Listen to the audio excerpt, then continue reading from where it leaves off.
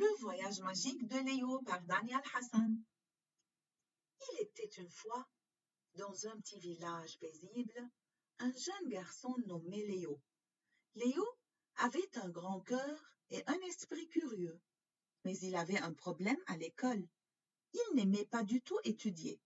Les livres semblaient si ennuyeux pour lui, et les leçons semblaient si difficiles à comprendre. Un jour, alors que Léo était assis dans son jardin en train de regarder les nuages, il trouva un vieil album poussiéreux sous un banc. En l'ouvrant, il découvrit des images de lieux magnifiques et de créatures fantastiques. Mais ce qui l'étonna le plus, c'était un petit bout de papier avec des mots magiques écrits dessus. Pour explorer le monde, commence par explorer ton cœur. Intrigué, Léo se leva et décida de suivre les mots magiques. Il toucha le papier et soudain tout autour de lui devint flou. Lorsqu'il rouvrit les yeux, il se trouvait au milieu d'une forêt enchantée. Devant lui se dressait une licorne étincelante. La licorne s'approcha doucement de Léo et lui parla d'une voix douce. « Je suis Luna, la gardienne de la connaissance. Je peux t'emmener dans un voyage à travers le monde de l'apprentissage, où chaque endroit que nous visitons te montrera quelque chose de spécial. » Curieux, Léo monta sur le dos de Luna et ils partirent ensemble. Le premier arrêt fut une bibliothèque gigantesque, où chaque livre était rempli d'aventures incroyables.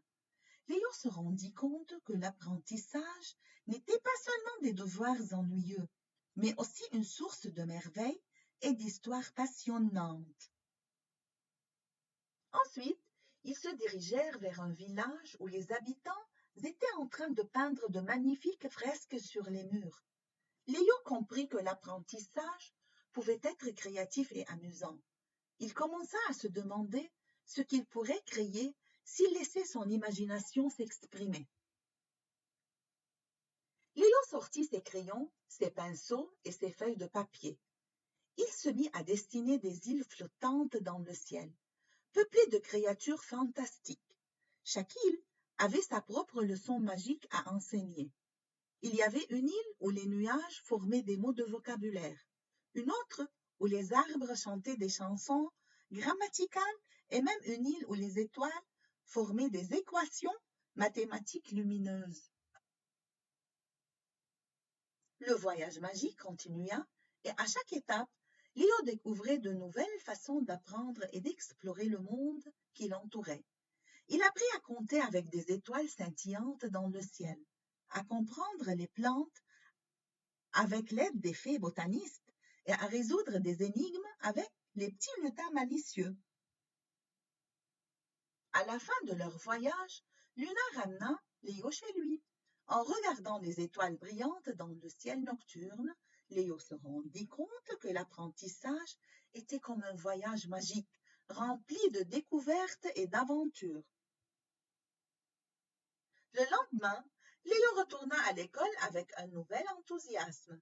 Il commença à voir les leçons comme des énigmes à résoudre, les livres comme des portes vers des mondes inconnus, et les connaissances comme des trésors à collecter.